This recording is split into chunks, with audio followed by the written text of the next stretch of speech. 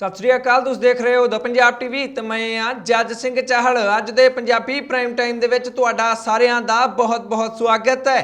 Punjabi prime time दे विच गल करांगे किसानी अंदोलन दी, जिस दे वल्लों काला झंडा दिवस मनाया जा रहा है। खट्टर सरकार दे वल्लों एक रिपोर्ट जारी की गई है, जिस दे विच किसानां दे खिलाफ एक वड्डा खुलासा हरियाणा दी सरकार दे वल्लों कीता गया है कि नवजोत सिंह सिद्धू पटियाला तो कैप्टन अमरिंदर सिंह दे खिलाफ चोण लड़न जा रहे ने। किसानी अंदोलन दे वल्लों यूपी दे किसानां नूं किहड़ी अपील की गई है। हुण लॉकडाउन दे करके पंजाब दे विच लोग आत्म हत्यावां भी करन लग पए ने। कांग्रेसी आपस विच क्यों लड़ रहे ने, इस दा कारण सुखबीर सिंह बादल दे वल्लों दस दिता गया है। तुहानूं सारी जानकारी दिंदे आ, पर सब तो पहला शुरुआत करदे आ किसानी अंदोलन तो।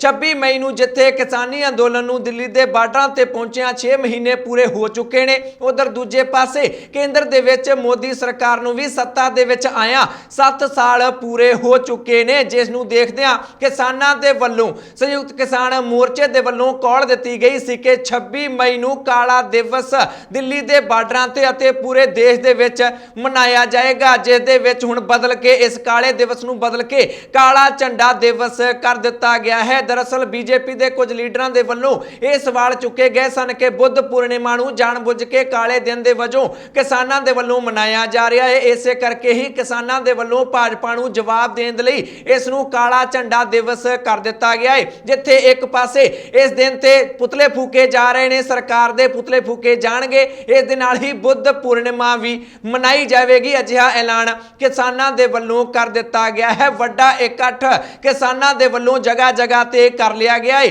तां जो पूरे जोर जबरदस्त तरीके दे नाल इस अंदोलन नूं एक बार फिर तो जान इस दे विच पाई जा सके अते काला झंडा दिवस नूं मनाया जा सके। उधर दूजे पासे ज्यों ही किसानां दे वल्लों ये ऐलान किया गया सी कि काला दिवस मनावांगे, उदों तो ही बीजेपी दे विच भी हलचल मच गई सी। पूरे देश दे विच सियासी पार्टियां दे वल्लों भी जिहड़ियां विरोधी पार्टियां ने उन्हां दे वल्लों किसानी अंदोलन वल्लों दित्ती गई इस कॉल दा समर्थन कीता जाण लग पिया सी अते हुण प्रधानमंत्री नरेंद्र मोदी दे नाल किसानां दी सिद्धी गलबात दा रस्ता खुलदा दिखाई दिंदा है। दरअसल पंजाब भाजपा दे आगू सुरजीत कुमार जियाणी दे वल्लों अज एक वड्डा दावा कीता गया है कि जेकर 10-15 किसान आगू मीटिंग लई तैयार हुंदे ने तां ओह भाव सुरजीत कुमार जियाणी उन्हां 10-15 किसान आगूआं दी मुलाकात सिद्धा ही भारत दे प्रधानमंत्री नरेंद्र मोदी दे नाल करवा सकदे ने।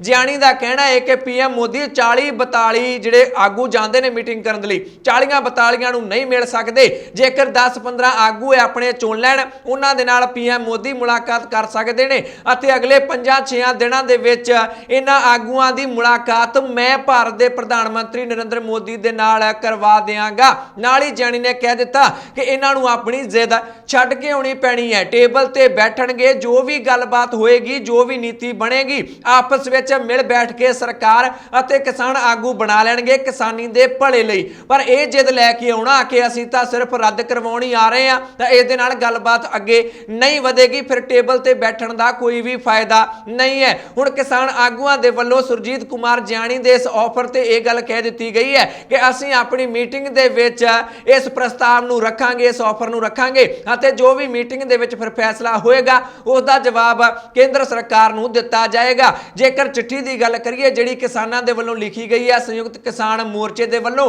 तां अधिकारित तौर ते भारत सरकार दे वल्लों जां फिर भारत दे प्रधानमंत्री नरेंद्र मोदी दे वल्लों उस चिट्ठी दा कोई भी जवाब हाले तक नहीं दिता गया है। जिहड़े भाजपा दे खास तौर ते पंजाब दे लीडर ने ਉਹੀ किसानां दी चिट्ठी ते तबसरा करदे बयानबाजी करदे दिखाई दिंदे ने। हुण आउण वाले दिनां दे विच किसानां दे वल्लों पीएम मोदी दे नाल सिद्धे तौर ते मुलाकात कीती जांदी है जां फिर नहीं, इह तां आउण वाले 5-6 दिनां दे विच बिल्कुल साफ हो जाएगा। अगली खबर दे वल वधदे हां, यह भी काला झंडा दिवस दे नाल ही जुड़ी हुई है, जिथे 12 वड्डियां देश दीयां सियासी पार्टियां दे वल्लों इस झंडा दिवस दा काला झंडा दिवस दा समर्थन किया गया सी। उधर दूजे पासे पंजाब दे विच भी वख-वख सियासी पार्टियां अते लीडरां दे वल्लों किसानी अंदोलन दा समर्थन किया जा रहा है। नवजोत सिंह सिद्धू 25 मई नूं अपने घर की छत ते चढ़ गए अते उन्हां दे 2 घर, एक अमृतसर दे विच है, एक पटियाला दे विच है, दोनों घरां ते काला झंडा लहरा दिता गया। ਪਟਿਆਲਾ ਦੇ ਘਰ ਵਿੱਚ ਨਵਜੋਤ ਸਿੰਘ ਸਿੱਧੂ ਅਤੇ ਨਵਜੋਤ ਕੌਰ ਸਿੱਧੂ ਦੇ ਵੱਲੋਂ ਕਾਲਾ ਝੰਡਾ ਲਹਿਰਾਇਆ ਗਿਆ ਅਤੇ ਅੰਮ੍ਰਿਤਸਰ ਵਾਲੇ ਘਰ ਦੇ ਵਿੱਚ ਨਵਜੋਤ ਸਿੱਧੂ ਦੀ ਧੀ ਰਾਬੀਆ ਦੇ ਵੱਲੋਂ ਕਾਲਾ ਝੰਡਾ ਲਹਿਰਾਇਆ ਗਿਆ। ਇਸ ਮੌਕੇ ਬੋਲਦਿਆਂ ਨਵਜੋਤ ਸਿੰਘ ਸਿੱਧੂ ਨੇ ਪੰਜਾਬ ਦੀ ਖੁਦਮੁਖਤਿਆਰੀ ਤੇ ਜ਼ੋਰ ਇੱਕ ਵਾਰ ਫਿਰ ਤੋਂ ਦੇ ਦਿੱਤਾ ਹੈ। ਉਹਨਾਂ ਨੇ ਤਾਂ ਇਹ ਕਹਿ ਦਿੱਤਾ ਹੈ ਕਿ ਇਹ ਕਾਲਾ ਝੰਡਾ ਮੇਰੇ ਘਰਾਂ ਤੋਂ ਉਨੀ ਦੇਰ ਤੱਕ ਹੁਣ ਨਹੀਂ ਉਤਰੇਗਾ ਜਿੰਨੀ ਦੇਰ ਤੱਕ ਕਿਸਾਨੀ ਅੰਦੋਲਨ ਦਾ ਕੋਈ ਹੱਲ ਨਹੀਂ ਨਿਕਲ ਜਾਂਦਾ ਹੈ। ਕਿਸਾਨਾਂ ਨੂੰ ਘੱਟੋ ਘੱਟ ਸਮਰਥਨ ਮੁੱਲ ਦੀ ਗਰੰਟੀ ਨਹੀਂ ਮਿਲ ਜਾਂਦੀ ਹੈ, ਭਾਵੇਂ ਉਹ ਕੇਂਦਰ ਸਰਕਾਰ ਦੇ ਵੱਲੋਂ ਦਿੱਤੀ ਜਾਵੇ ਜਾਂ ਫਿਰ ਸੂਬਾ ਸਰਕਾਰ ਦੇ ਵੱਲੋਂ ਦਿੱਤੀ ਜਾਵੇ, ਕਿਉਂਕਿ ਨਵਜੋਤ ਸਿੰਘ ਸਿੱਧੂ ਇਹ ਮੰਨਦੇ ਨੇ ਕਿ ਕੇਂਦਰ ਸਰਕਾਰ ਦੇ ਮੂੰਹਾਂ ਵੱਲ ਜ਼ਿਆਦਾ ਨਹੀਂ ਵੇਖਣਾ ਚਾਹੀਦਾ। ਹੁਣ ਸੂਬਿਆਂ ਨੂੰ ਆਪਣਾ ਇੱਕ ਖੇਤੀ ਮਾਡਲ ਤਿਆਰ ਕਰਨਾ ਚਾਹੀਦਾ ਹੈ ਅਤੇ ਆਪ ਹੀ ਆਪਣੇ ਕਿਸਾਨਾਂ ਨੂੰ ਘੱਟੋ ਘੱਟ ਸਮਰਥਨ ਮੁੱਲ ਦਿੱਤਾ ਜਾਣਾ ਚਾਹੀਦਾ ਹੈ ਅਤੇ ਕਾਲਾ ਝੰਡਾ ਲਾ ਕੇ ਨਵਜੋਤ ਸਿੰਘ ਸਿੱਧੂ ਦੇ ਵੱਲੋਂ ਇੱਕ ਵਾਰ ਫਿਰ ਤੋਂ ਪੰਜਾਬ ਦੀ ਖੁਦਮੁਖਤਿਆਰੀ ਦਾ ਮੁੱਦਾ ਵੀ ਚੁੱਕ ਦਿੱਤਾ ਗਿਆ ਹੈ। ਉਧਰ ਦੂਜੇ ਪਾਸੇ ਸ਼੍ਰੋਮਣੀ ਅਕਾਲੀ ਦਲ ਨੇ ਵੀ ਇਸ ਦਾ ਸਮਰਥਨ ਕਰ ਦਿੱਤਾ ਹੈ। ਸੁਖਬੀਰ ਸਿੰਘ ਬਾਦਲ ਨੇ ਆਪਣੇ ਸਾਰੇ ਪਾਰਟੀ ਦੇ ਲੀਡਰਾਂ ਤੇ ਵਰਕਰਾਂ ਨੂੰ ਹਦਾਇਤਾਂ ਦੇ ਦਿੱਤੀਆਂ ਨੇ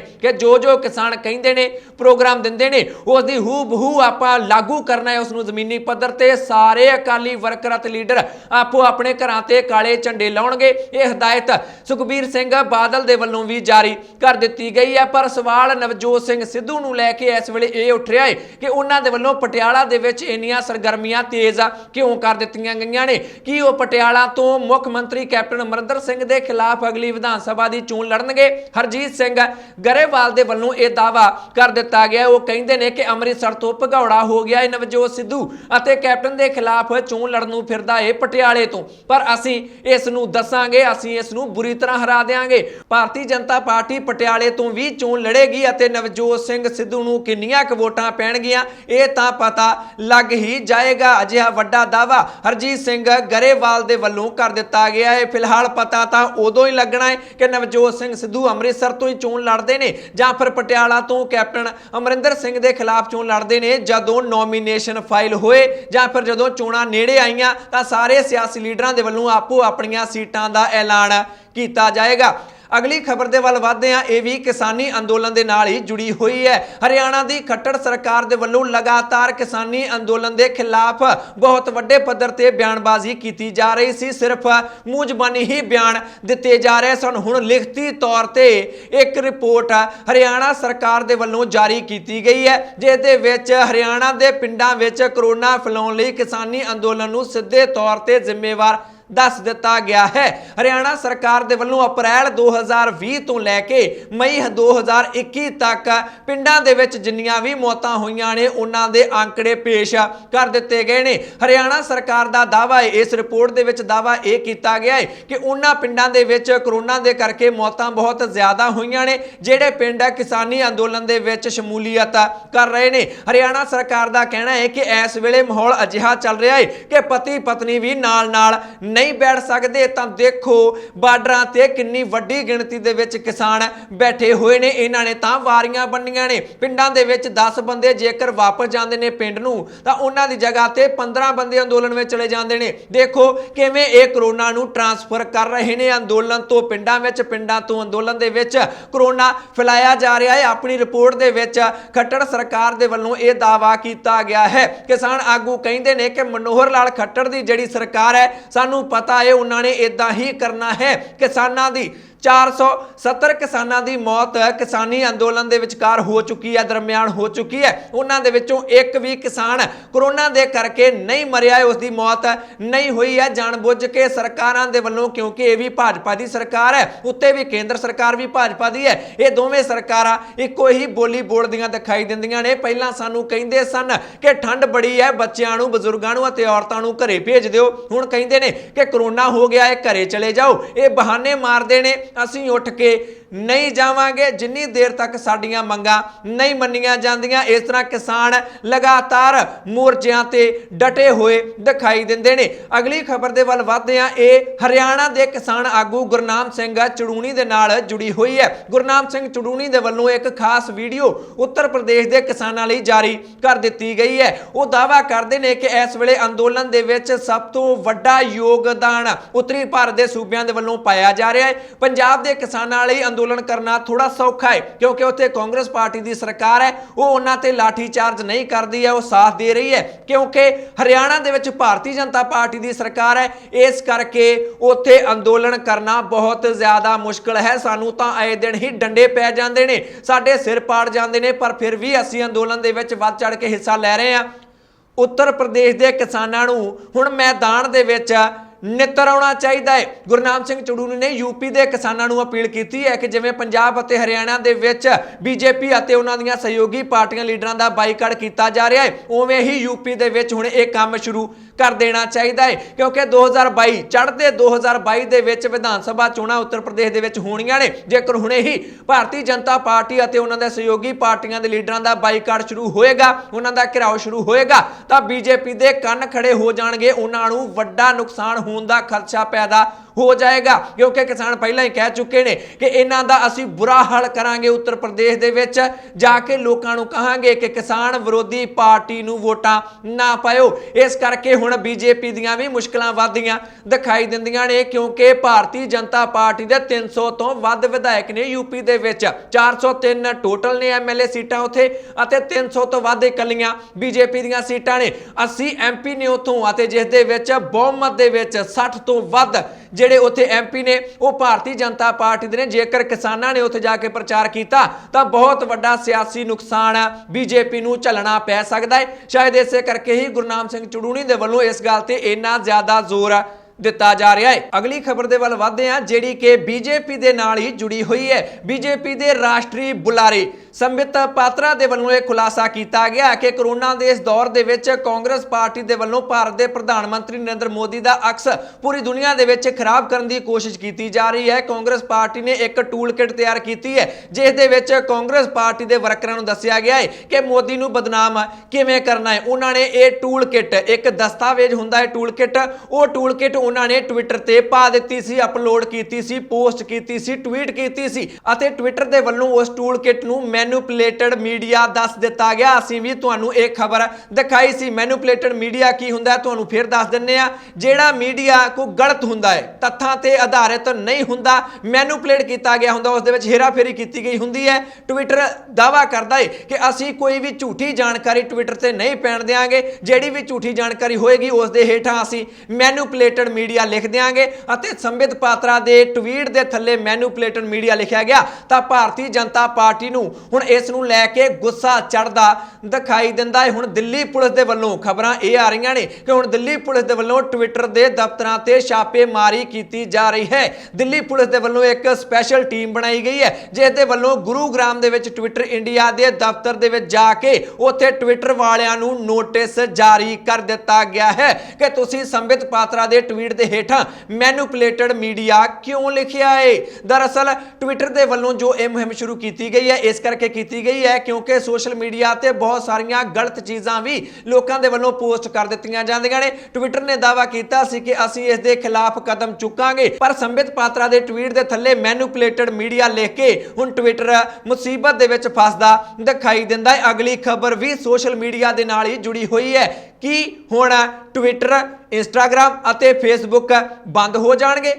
दरअसल यह सवाल इसलिए उठा है क्योंकि 25 फरवरी को भारत सरकार के वलों सोशल मीडिया मंचों के लिए कुछ नवे नियम बनाए गए सन। इन्हों 25 मई तक का टाइम दिता गया सी जो कि लगभग 3 महीने बनता है कि 3 महीनों के विच जिहड़े नवे कानून भारत सरकार ने बनाए ने उन्होंने लागू कर दिओ, इंप्लीमेंट कर दिओ, उन्हां दे हिसाब नाल चलना शुरू कर दिओ। अते ना तां ट्विटर दे वल्लों इन्हां रूल्स नूं फॉलो किया गया है, ना ही इंस्टाग्राम दे वल्लों अते ना ही फेसबुक दे वल्लों इन्हां कानूनां नूं लागू किया गया है। हुण केंद्र सरकार इन्हां ते सख्त कार्रवाई कर सकदी है। दो चीज़ां हो सकदियां ने इस दे विच। पहली गल तां इह कि भारत दे विचों इन्हां नूं बैन किया जा सकदा है, बंद किया जा सकदा है तिन्हां चीज़ां नूं। अते दूजा इस नूं लैके कानूनी कार्रवाई भी इन्हां सोशल मीडिया प्लेटफॉर्म्स ते कीती जा सकदी ਸਕਦੀ ਹੈ, क्योंकि भारतीय कानून दे विच अजिहा दर्ज है कि इन्हां सोशल मीडिया प्लेटफॉर्म्स ते कानूनी कार्रवाई भी की जा सकती है। फिलहाल ये सारे सोशल मीडिया के मंच ये गल कह रहे हैं कि सानू 6 महीने का होर समा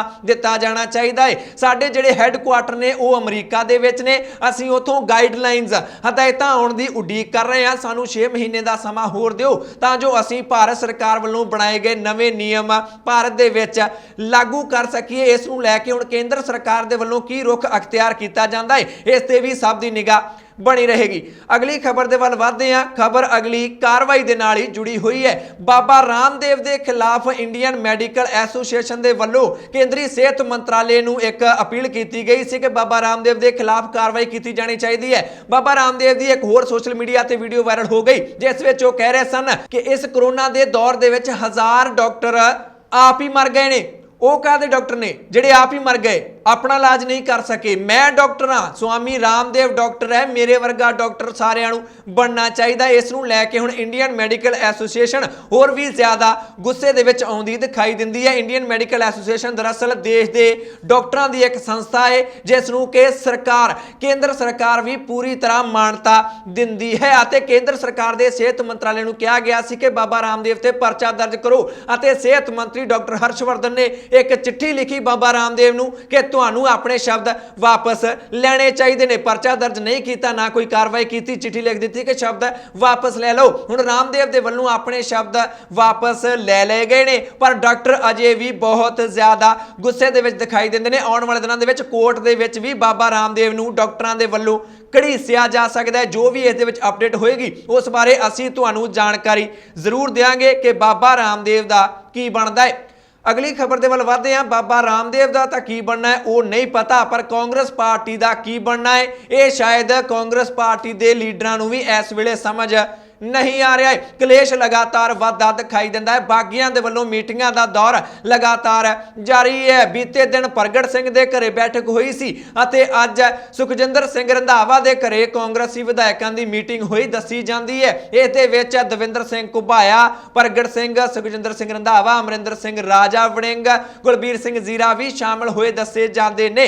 जदों ये मीटिंग खत्म हुई राजा वड़िंग बाहर आए, उन्होंने कोलों पुछया गया तो वह कहते ने कोई मीटिंग नहीं हुई है। मीडिया के वल्लों जानबुझ के इस मसले नूं हाइप दी जा रही है। मीडिया कोल होर कोई खबर नहीं बची है। सानू जानबुझ के इस तरीके नाल दिखाया जा रहा है कि असीं अपनी सरकार के विरुद्ध मीटिंगां करते फिरदे हां। कोई अजिही गल नहीं है, साडा माड़ा मोटा कोई आपसी मसला है सुलझा लवांगे। अज दी मीटिंग तां है ही नहीं सी, तुसीं एवें ही बना दिंदे हो। मीडिया ते ही राजा वड़िंग भड़कदे दिखाई दिते। उधर सुखबीर सिंह बादल ने दस दिता है कि कांग्रेस पार्टी के लीडर विधायक आपस विच क्यों लड़ते फिरदे ने।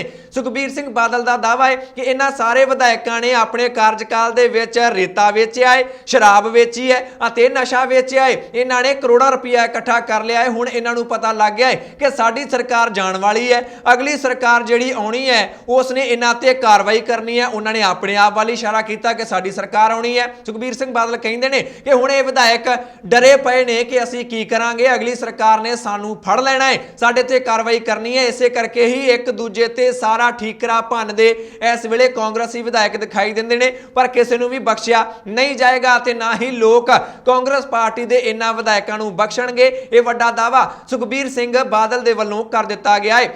अगली खबर दे वल वधदे हां। खबर लॉकडाउन दे नाल जुड़ी हुई है। लॉकडाउन दे विच शराब दे ठेके खुले ने अते जिम बंद ने। इस नूं लैके हुण लोकां दे वल्लों आत्म हत्यावां भी कीतियां जाण लग पईयां ने। लुधियाना तो बीते दिन यह खबर सामने आई कि जिम ट्रेनर दे वल्लों आर्थिक मंदहाली दे करके खुदकुशी कर ली गई, जिस तो बाद गुस्से दे विच आके लुधियाना दे जिम मालकां दे वल्लों जिम ट्रेनरां दे वल्लों एक रोस प्रदर्शन पंजाब दी सरकार दे खिलाफ किया गया अते मंग की गई है कि ठेके तुसीं खोले ने, तुहाडी मानसिकता किहो जिही है, ठेके खोले ने, जिम बंद कीते ने, जदकि जिम दे विच तां भीड़ भी नहीं हुंदी है। जिम खोले जाने चाहिए ने, सानू भी रोटी खाण दा हक है। इत्थे कुछ जिम मालक तां इह वी गल कहिंदे दिखाई दिते कि करोना पता नहीं हैगा भी है जां फिर नहीं, ये तां रब ही जाणदा है, पर लगदा है कि सरकार ने सानू भुखा मार देना है। सरकार नूं इदां नहीं करना चाहिए, छेती तो छेती जिम खोले जाने चाहिए ने। यह मंग जिम वालियां दे वल्लों कर दित्ती गई है। ਇਹ ਸੀ ਕੁਝ ਉਹ ਜਾਣਕਾਰੀ ਜੋ ਤੁਹਾਡੇ ਤੱਕ ਪਹੁੰਚਾਉਣੀ ਬਹੁਤ ਜ਼ਰੂਰੀ ਸੀ। ਇਹਨਾਂ ਖਬਰਾਂ ਵਿੱਚੋਂ ਕਿਸੇ ਖਬਰ ਬਾਰੇ ਜਾਂ ਫਿਰ ਪੰਜਾਬੀ ਪ੍ਰਾਈਮ ਟਾਈਮ ਬਾਰੇ ਤੁਹਾਡੀ ਕੋਈ ਵੀ ਰਾਏ ਜਾਂ ਸੁਝਾਅ ਹੈ ਤਾਂ ਕਮੈਂਟ ਕਰਕੇ ਆਪਣੀ ਰਾਏ ਜ਼ਰੂਰ ਦਿਓ। ਚੈਨਲ ਨੂੰ ਸਬਸਕ੍ਰਾਈਬ ਕਰ ਲਓ, ਫੇਸਬੁੱਕ ਤੇ ਪੇਜ ਲਾਈਕ ਕਰ ਲਓ। ਮੈਂ ਜੱਜ ਸਿੰਘ ਚਾਹਲ ਅਗਲੀ ਵਾਰ ਫਿਰ ਹਾਜ਼ਰ ਹੋਵਾਂਗਾ। ਤੁਸੀਂ ਦੇਖਦੇ ਰਹੋ ਦਾ ਪੰਜਾਬ ਟੀਵੀ, ਹਰ ਖਬਰ ਦਾ ਸੱਚ।